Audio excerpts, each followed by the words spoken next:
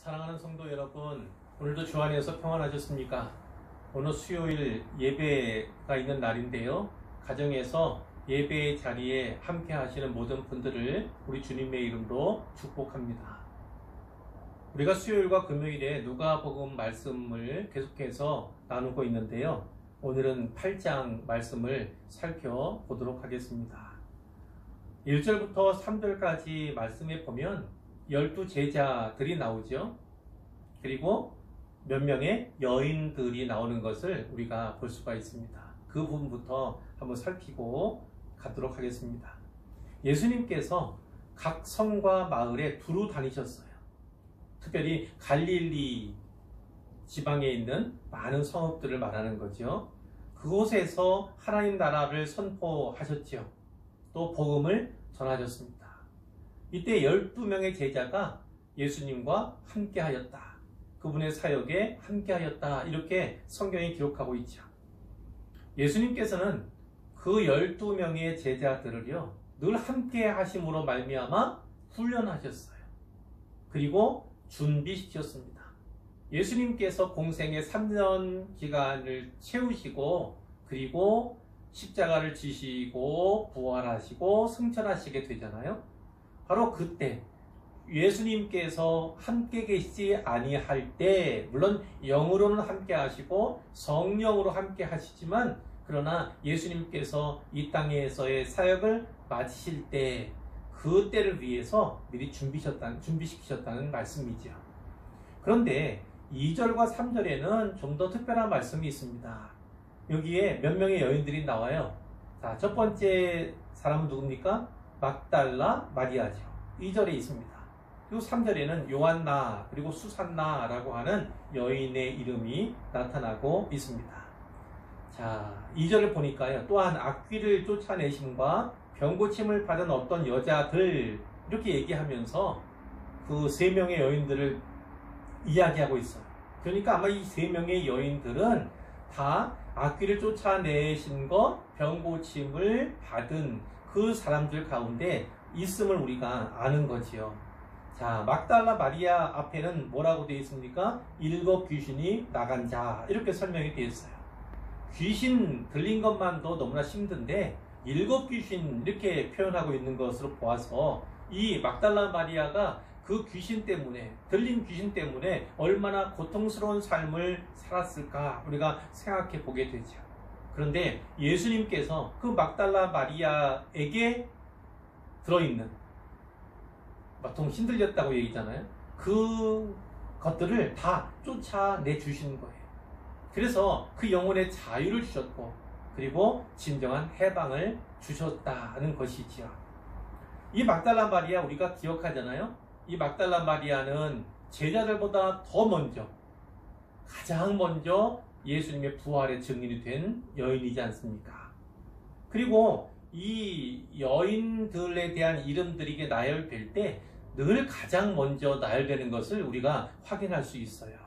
그것을 통해 볼 때 이 막달라 마리아라고 하는 인물은 잘은 알지 못합니다만 아마 지도자급의 이 일을 했을 것이다. 이렇게 많이 짐작을 합니다. 또 한 사람이 누구냐면 요한나라고 하는 사람이죠. 이 사람 앞에는 헤롯의 청지기 구사의 아내다. 이렇게 되어 있어요. 헤롯은 헤롯 안티바를 말합니다. 헤롯 안티파스죠. 이 사람의 청지기, 그러니까 뭐 자산 관리인 이렇게 얘기할 수 있고 그 집을 맡은 자다 이렇게 볼 수가 있는데, 그 사람의 이름이 구사예요. 구사란 사람의 아내가 요한나이다 이렇게 말씀하고 있고, 수산나에 대해서는 성경이 별다른 정보를 주고 있지 않습니다. 그러나 우리가 주목할 것이 있어요. 자, 이 여인들은 모두가 다 예수님이 십자가에 달리신 것, 그리고 장사 지내신 것, 또 나중에 부활하신 것, 이 모든 것들을 목격하는 사람들이에요. 그러니까 본문의 내용, 아직은 공생의 기간 중이니까 아직은 아닙니다만 나중에 십자가 증인, 또 장사 지낸 바 된 예수님의 증인, 그리고 부활을 목격하는 증인이 된다. 이렇게 이해를 하시면 됩니다. 여기에 3명의 이름이 나오지만 그러나 뒤에 보면 다른 여러 여자가 이런 말도 있어요. 그러니까 이 세 명의 여인들을 이야기는 하고 있지만 그 밖에도 많은 다른 여인들이 있었다. 그들이 어떻게 했습니까? 함께 하였다는 거예요. 주목할 것이 또 하나 있죠. 제자들, 1절에 제자들, 12제자가 함께 하였고 이렇게 돼 있잖아요.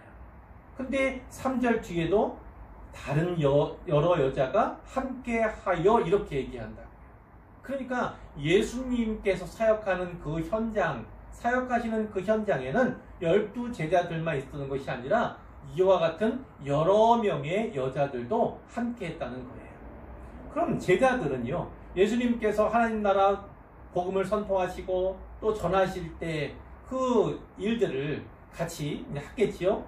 그런데 이 여자들은 무엇을 했습니까? 어떤 일을 한 것입니까?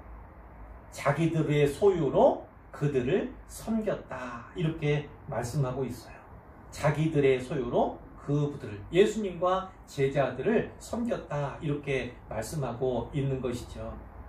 자, 이거는요, 예수님과 그분의 제자들이요, 그 기본적인 필요들, 살아가면서 생활에 필요한 것들, 사역에 필요한 그 물질들이 있잖아요. 그것을 어떻게 충당하였을까? 그 질문에 대해서 그 깨달음을 주지요. 통찰력을 줍니다. 아, 이와 같은 사람들, 귀신 들렸다가 그 귀신을 쫓아내어 주심으로 말미암아 자유케 된 은혜를 입은 사람들, 그리고 병고침을 입은 사람들, 이렇게 은혜 받은 사람들이 그 예수님의 사역에 기부를 했다는 거예요. 그래서 예수님께서 음식을 사고 또 가난한 자들을 구제할 때에 그것을 사용했음을 우리가 성경을 통해 알 수가 있죠. 요한복음 13장 29절에 보면 공동 어떤 기근과 같은 것이 있었다는 것을 우리가 알 수가 있고, 그것을 가룟 유다가 맡았음도 우리가 알고 있지 않습니까? 그래서 예수님의 사역은 바로 이와 같이 은혜 받은 사람들, 특별히 여인들이 자기가 가진 것을 기부함으로 말미암아, 섬김으로 말미암아서 잘 충당되었다, 충족되었다, 이렇게 볼 수가 있는 것입니다. 오늘 설교의 제목이 씨 뿌리는 자의 비유잖아요. 이제 4절 이하에 바로 그 내용이 나오는 겁니다. 예수님께서 각 동네 사람들이 예수께 나와 큰 무리 이루니, 예수님 가시는 곳마다 예수님은 유명 인사하셨어요. 많은 사람들이, 물론 병고침 때문에 나오기도 하고 했지만 하나님 말씀을 듣는 거, 그리고 그 대열에 함께 하는 거, 그래서 많은 큰 무리들을 이루고 있었어요. 예수님께서 비유로 이때 말씀을 하셨는데 5절에 보니까 씨를 뿌리는 자가 씨를 뿌려 나가서 뿌렸는데 그 씨가 더러는 길가에 떨어졌고, 더러는 바위 위에 떨어졌고, 더러는 가시떨기 속에 떨어졌고, 더러는 좋은 땅에 떨어졌다. 이렇게 말씀해요. 그리고 각 떨어진 곳에서 그 씨앗들이 어떻게 되었는가, 그것을, 그 결과를 또 알 수가 있어요. 이 모든 말씀을 하시고 난 다음에 들을 귀 있는 자는 들을지어다, 이렇게 말씀을 하셨어요. 그러니까 뭐 여러분도 저도 있고 귀가 있잖아요. 특별한 장애가 있거나 사고가 아닌 이상에는 다 귀가 있지 않습니까? 그러나 귀는 있으되 들을 귀 있는 자는 적은 거예요. 귀가 있다고 해서 다 듣는 것이 아니고요. 단지 귀로만 듣는 것이 아니라 그 들음이 마음으로 전해지고 혹은 가슴으로 듣고 하는 일련의 일들이 되어야지만, 진행되어야지만 들을 귀 있는 자가 된다는 것이죠.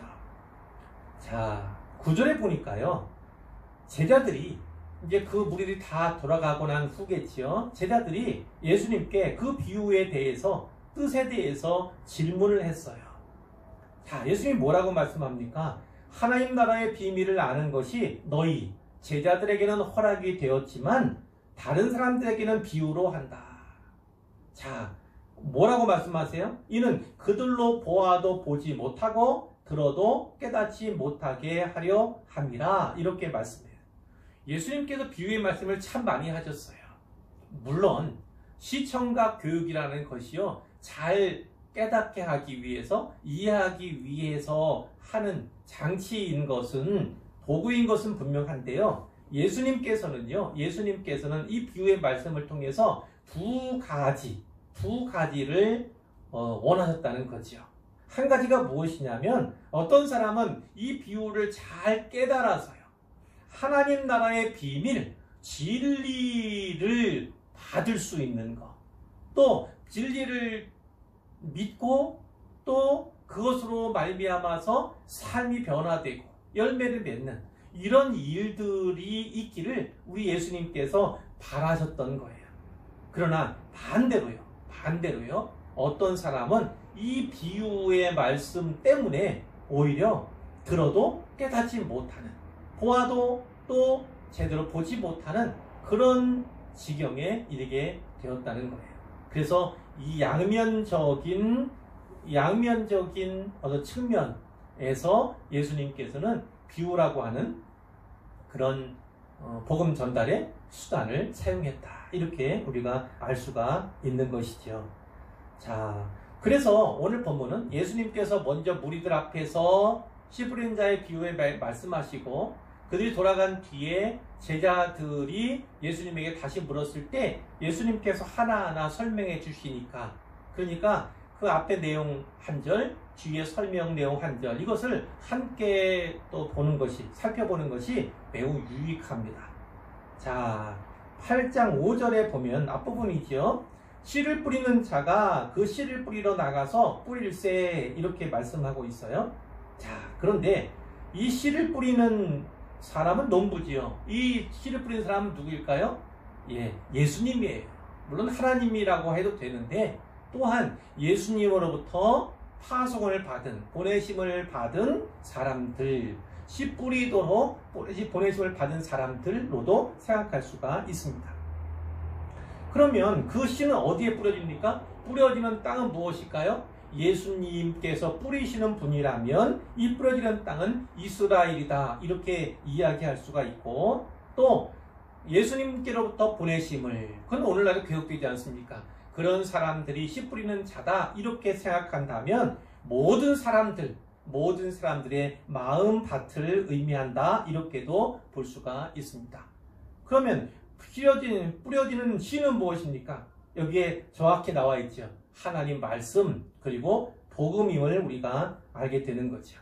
그런데 우리가 먼저 유념해야 할 것이 있습니다. 옛날에는요, 이 시대에는요, 오늘처럼 밭농사 하신 분들은 알지만 이렇게 이랑 고랑을 확실하게 파놓고 또 돋가놓고 이렇게 농사를 짓지 않았어요.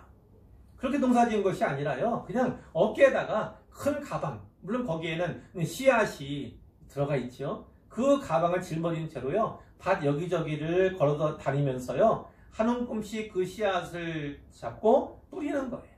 뿌리는 겁니다. 이렇게 농사를 지었거든요.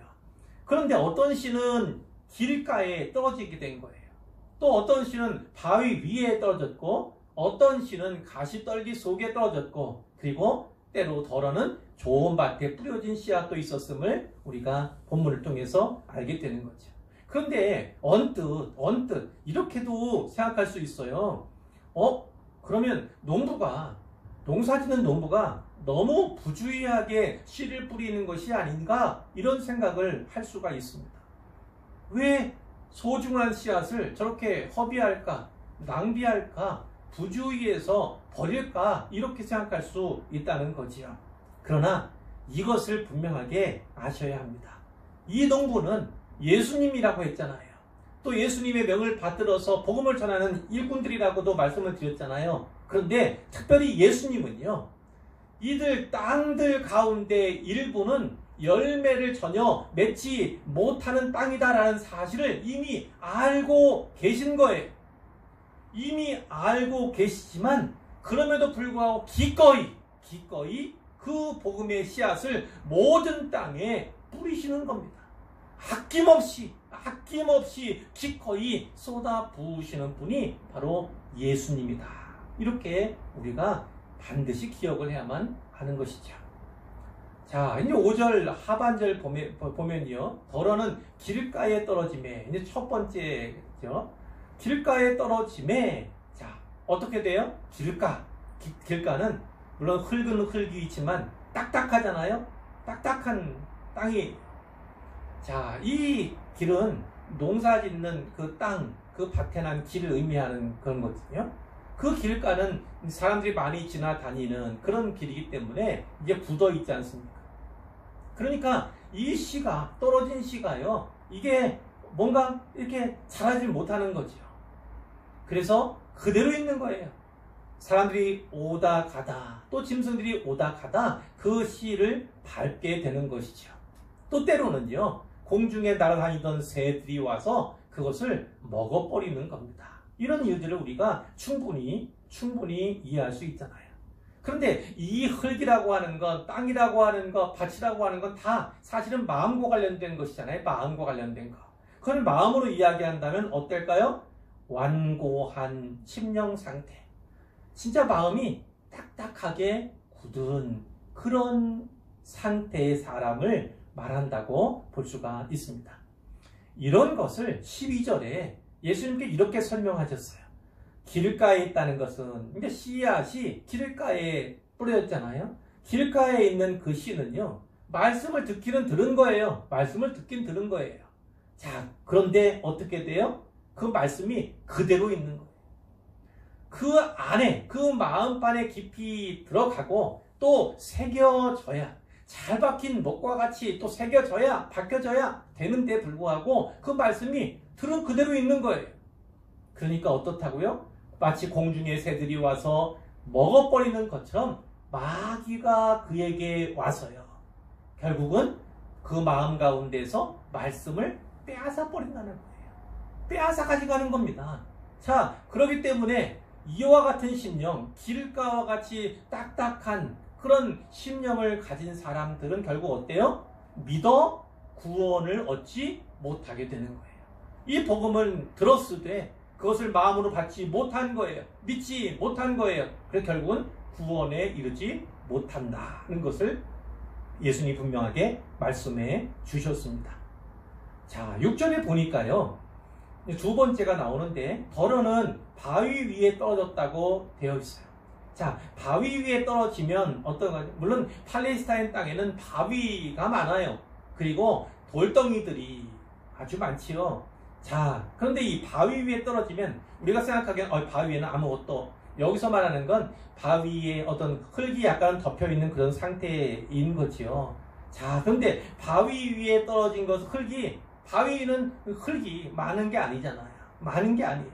그래서 바위 위에 떨어진 씨앗은 어떠냐면 싹이 나긴 났는데 바위 위에 있다 보니까 습기가 없으니까 곧 말라버리는 거예요. 말라버리는 거. 그런 상태를 충분히 우리가 생각할 수 있고, 특별히 태양이 이렇게 강하게 햇볕을 내리쬐을 때, 그럴 때가 있지 않습니까? 그럴 때는 이제 아무것도 못하는 거죠. 말라버려 죽고 마는 그런 상태를 말씀을 하는 거예요. 13절에 예수님께서 설명을 하시는데, 바위 위에 있다는 것은 말씀을 들을 때 기쁨으로 받아요. 기쁨으로 받아요. 기쁨으로 받아요. 그러나 뿌리가 없기 때문에, 그러니까 말씀에 뿌리가 박히지 않는 거예요. 말씀에 뿌리를 내리지 못하는 거예요. 그래서 좀 아까 뭐라고 말씀드렸어요? 해가 햇볕이 쨍쨍 내리쬐을 때 이렇게 말씀을 드렸는데, 인생을 살다 보면 참으로 어려운 일들이 많이 있지 않습니까? 자, 그와 같아요. 자, 시련이라는 것이 있는데 기쁨으로 받았다고 했으니까 조금은 믿음 생활을 하는 거지요. 그런데 잠깐 믿다가 시련을 당하게 되면 배반하는 자다. 패반하게 된다고 말씀을 하는 것이죠. 역경을 만나요? 그러면 내가 언제 신앙생활 했는가? 나에게 언제 믿음이 있었던가? 내가 언제 말씀 중심으로 살았다고? 교회 중심으로 살았다고? 이렇게 얘기하면서 결국은 등을 돌리는 사람들에 대해서 예수님께서 비유로 말씀해 주시는 거예요. 자, 예수님의 말씀, 하나님의 말씀은 우리의 삶이 되고 우리의 인격이 되어야 되는 것이잖아요. 자, 그러기 위해서는 우리 예수님이 말씀하시는 하나님께서 우리 삶의 주인이 되어야 할 텐데 그렇지 못한 거예요. 그러니까 시련과 역경이, 고난이 밀려오면, 닥쳐오면 그러면 돌아서게 된다는 거죠. 다 내려놓고 배반하게 된다. 이렇게 말씀을 하는 것입니다. 이제 7절에 보면 세 번째 경우가 나오지요. 가시떨기 속에 떨어진 경우를 말씀하고 있어요. 가시떨기, 자, 꼭 가시가 아니어도 그렇습니다. 잡초와 또 내가 심고자 하는 어떤 나무 뭐 이런 것들 생각해도 돼요. 오히려 내가 키우고자 하는, 내가 돌보고자 하는 것들은 더 안 자라죠. 오히려 잡초가 더 무성해요. 그래서 햇볕도 또 물도 뿌리가 또 깊거든요. 키도 잘 자라거든요. 그리고 또 자랄 때 필요한 공간 같은 것도 있잖아요. 그것도 다 유리한 국면으로 이용하는 거예요. 잡초와 같은 것들이죠. 그러니까 가시떨기도 역시나 마찬가지인 겁니다. 가시떨기 역시도 함께 자라니까 그 씨앗이 발아하고 자라서 어떠한 식물이 되어 가잖아요. 근데 그것을 막는 것입니다. 여기서는 가시와 함께 자라서 기운을 막았다는 거죠. 자라야 하는데 오히려 가시떨기가 그것을 방해하는 거예요. 모든 기운을 빼앗아 가는 것이다. 이렇게 우리가 이해할 수가 있어요. 자, 예수님께서는 14절에 뭐라고 말씀하셨습니까? 가시떨기에 떨어졌다는 것은 말씀을 들은 자이나. 자, 계속 주목할 필요는 있어요. 말씀을 안 들은 게 아니라 말씀을 들은 경우를 계속 말씀하고 있어요. 자, 말씀은 듣기는 들었는데 지내는 중에 이 생의 염려와 재물과 향락에 기운이 박혀서 온전히 결실하지 못하는 자다. 이렇게 말씀을 하는 거예요. 자, 이 가시떨기에 떨어진 씨는요, 어찌 보면 그냥 끝까지 살아남은 그런 식물을 생각할 수 있어요. 자, 기운이 빼앗기고 또 여러 가지 또 막혀서 잘 자라지는 못하지만 그러나 이제 계속해서 지내왔다고요. 그렇게 신앙생활, 믿음생활 해왔다고요. 그런데 중요한 건 뭐예요? 온전히 결실하지 못한다는 데 있어요. 어느 만큼 살아남았어요. 오랫동안 신앙생활 했어요. 그러나 결실을 맺지는 못한 그런 자가 있다고 예수님께서 말씀을 해주시는 거예요. 자, 오히려 가시 찔리고 아프고 생각할 수 있어요. 그러니까 어찌 이렇게 조금 비유적으로 얘기한다면 이런 거지요. 핍박 그런 건 오히려 잘 견뎠어요. 큰일은 잘 견뎠어요. 그런데 오히려 이 생의 염려, 그리고 재물, 그리고 향락 이런 데에 무너지고 마는, 오히려 사소한 것, 일상의 삶 속에서 무너져 내리고 마는 그런 것을 우리가 생각해 볼 수가 있는 거예요. 그렇기 때문에요. 뭔가 재물이나 어떤 향락을 누릴 수 있는 것, 달리 말하면 인생의 성공, 그리고 번영하는 그런 삶, 물론 중요하지요. 복의 모습이기도 해요. 그러나 그것이 늘 언제나 항상 복은 아니다라는 것을 알게 되는 거지요. 오히려 그 번영과 성공의 모습, 많은 재물과 그 향락에 가까이 갈 수 있는 그런 여건이 오히려 더 무서운 시험이 될 수 있음을 우리가 잊어서는 안 되는 거지요. 이제 8절에 마지막 네 번째가 나오는데요. 덜어는 좋은 땅에 떨어짐에, 많은 씨앗은 좋은 땅에 떨어짐에, 그러면 얼마나 좋겠어요. 그러나 여전히 덜어는 좋은 땅에 떨어짐에, 이렇게 예수님이 말씀을 하셔요. 자, 좋은 땅이라고 하면 특별히 농부가 농사짓기 위해 쟁기로 갈아놓은 거 있잖아요. 그런 부분, 그런 땅들을 우리가 염두에 두면 되겠어요. 거기에서 어떻습니까? 씨앗이 결국 자라서 식물이 되고, 그리고 그 자란 곳에서 100배의 결실이 난다. 이것을 우리가 생각할 수 있는데, 자, 예수님께서 뭐라고 말씀하십니까? 좋은 땅에 있다는 것은 착하고 좋은 마음으로 말씀을 듣고 지키어 인내로 결실하는 자니라, 이렇게 말씀하고 있어요. 자, 먼저 중요한 것은 무엇입니까? 착하고 좋은 마음이 있어야 한다는 거예요. 그 마음밭이 착하고 좋아야 한다는 거예요. 그래야지만 말씀이 그 안에 심겨지는 거지요. 자, 여기서는 그러한 마음을 가진 사람들이 말씀을 잘 듣는다는 거예요. 귀 있는 자라고 해서 모두가 듣는 것은 아닙니다.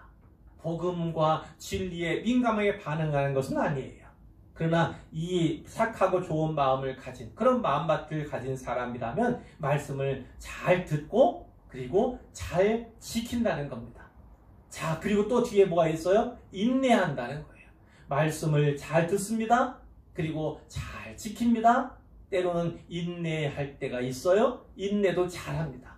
그래서 마침내 열매를 맺는 결실하는 자가 바로 좋은 땅에 떨어진 씨앗과 같은 자다. 이렇게 우리 주님께서 말씀해 주시는 것이지요. 자, 당연히 4가지 비유 가운데 마지막 좋은 땅, 좋은 마음 가지고 그 말씀을 듣고 지키고 인내해서 결실하는 것을 택해야 하겠지요. 당연한 것입니다. 자, 이제 결론으로 나아갈 텐데요. 오늘 본문은요, 아주 짧게 요약할 거예요. 자, 적용합니다. 자, 첫 번째는 여인들에 관해서 8도 제자도 있었지만 특별히 여인들에 대해서 누가는 이 여인들에 대한 이야기를 많이 하거든요. 특히 전에는 소외당한 자들에 대해서 특별한 배려를 갖고 있는, 그래서 제가 의사이니까 심의 이렇게 이야기할 만하다 이렇게 말씀을 드렸는데, 또 하나는 무엇이냐면 여인들에 대해서 각별한 관심을 갖고 있어요. 등장하는 인물들 그 내용들을 보면 여인들이 이 예수님의 사역에 어떠한 도움이 되고 어떠한 믿음을 가졌는가에 대해서 많이 이야기를 하는 것을 우리가 볼 수가 있습니다. 그것도 또한 이 누가라고 하는 이 의사의 마음이 어떠했는가, 또 그의 마음밭은 어떠했는가를 또 보여주는 것이지요. 자, 이 여인들이 귀신 쫓아내시는 또 은혜를 입고 병 고쳐주신 은혜를 입고 다양한 은혜들을 경험했어요. 자, 그리고 나서 어떤 삶을 합니까? 섬김의 삶을 살아가는 겁니다. 예수님과 제자들 또 그들의 필요를 채워주고 물질로 공급하는, 또 사역에 필요한 것들을 충당하는 그런 일들을 감당했음을 우리가 보게 되는데요. 자, 바로 이겁니다. 베풀어 주신 하나님께서, 주님께서 내게 베풀어 주신 은혜, 그 은혜를 얼마나 크게 생각하는지, 기억하는지, 또 그 은혜에 대해서 얼마나 감사하는지, 바로 그것이 섬김의 모습으로 나타난다는 거예요. 자, 거꾸로 뒤집어 말한다면 이거죠. 섬김의 모습을 보면 결국은 그 은혜에 대해서 내가 얼마나 감사하고 있는가, 어떻게 기억하고 있는가, 그것을 확실하게 알 수가 있다는 것입니다. 자, 두 번째는요, 이 말씀들 길가에 또 바위 위에 가시떨기 속에 혹은 좋은 땅에 떨어진 그 씨앗들에 대해서 우리가 살펴보았는데, 이것은 결국은요, 그 씨앗, 예수 그리스도의 복음, 그 복음을 수용한 사람들, 그리고 거절한 사람들의 결과가 어떻게 다른가, 그들의 대조적인 모습에 대해서 분명히 보게 되는 것이죠. 자, 앞에 있는 3 경우는 모두 열매를 맺는데 실패했어요. 3번째 경우에는 그 열매를 맺는 근처까지는 갔지만 결국은 결실하지 못하였지요. 자, 이렇게 우리가 볼 수 있어요. 마지막 4번째 경우에만 열매, 결실. 그러나 그 결실은 100배의 결실이라고 분명히 예수님께서 말씀해 주셨지요. 성도들은요, 모든 영역에서 이쪽 영역에서는 좋은 밭인 것 같은데 이쪽 부분에서는 취약한 그런 사람들이 사실 많이 있습니다. 적지가 않아요. 그러나 분명한 건 성도들은 인생의 모든 영역 가운데서 항상 좋은 땅이 되도록 부르심을 받았다는 사실을 우리가 잊지 말아야 하겠습니다. 자, 많은 열매를, 좋은 열매를 맺으려면 어떻게 해야 합니까? 그 씨를요, 문을 활짝 열고, 그리고 말씀을 어찌하든지 듣고 받아들이고 믿으려고 하는 그런 태도로 받는 겁니다. 그리고 그 말씀대로 사는 거죠. 지켜 사는 거예요. 때때로 말씀 중심의 삶, 하나님 중심의 삶, 교회 중심의 삶을 살아간다는 것이 때때로 인내를 필요로 합니다. 어려운 일이 더 많을 수 있어요. 그러나 그 인내까지 잘 마치면 결국은 결실하게 된다는 것이죠. 그런 이들이라면 어떻게 합니까? 하나님 말씀을 더욱더 많이 읽고 또 공부하고 암송하고 묵상해야 하는 것입니다. 이제 마지막으로 한 가지만 더요. 전도도 이와 같습니다. 씨 뿌리는 자의 비유에 나오는 그 씨 뿌리는 농부가 하는 행위와 거의 다르지 않다는 거지요. 예수님 혹은 예수님께서 보내신 그런 일꾼들은 어떻게 해요? 어떻게 합니까? 아낌없이 기꺼이 그것이 때로는 허비되는 것 같은 그런 모양으로라도 그렇게 아낌없이 기꺼이 그렇게 씨를 뿌리는 거죠. 많은 씨를 뿌려야 하는 것입니다. 오늘 본문처럼 씨앗이 낭비되는 경우도 있어요. 자칫 잘못하면 허비되는 것처럼 보여질 수도 있어요. 그러나 그것은 때로 불가피한 일이기도 합니다.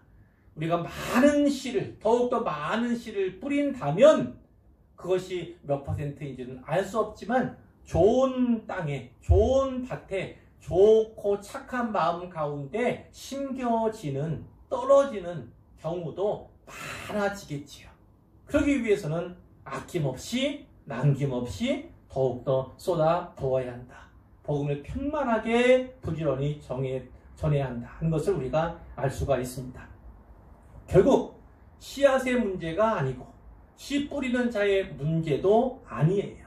결국은 씨앗이 떨어진 그 마음밭이 어떠한가 그 상태에 때에 따라서 다양한 결과가 나타나는 것이고 열매를 맺기도 하는가 하면 열매를 맺지 못하는 경우가 있다는 거예요. 오늘 우리 성도들의 책임은 씨앗을 뿌리는 데까지 있습니다. 씨앗을 뿌리지 않으면 안 되고 씨앗을 부지런히 더 많이 뿌려야 합니다. 이것은 성도의 책임을 다하는 거예요.